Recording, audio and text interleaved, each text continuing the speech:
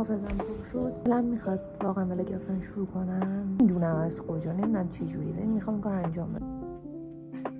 اینجا دیگه رفتم سراغ آرایش کردن، تلاش کردم یکم آرایش کنم.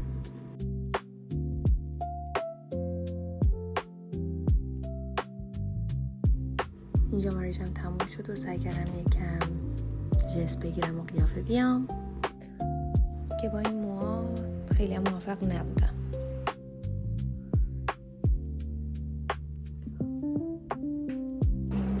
بعد چیزی نیمروخ و سیستم رو تلاش کردم یه سلام پیدا کنم. سلام قشنگ‌تر به نظر رسید. سلام از همه دیگه اومدم خونه و یلیکم اومد ناز داد، ولی کلا پروسه خونه خالم رفتن و لاکشل زدن و همه اینا رو جا انداختم. نتونستم ویدیو بگیرم. آخرش هم یکم کار کردم و بای.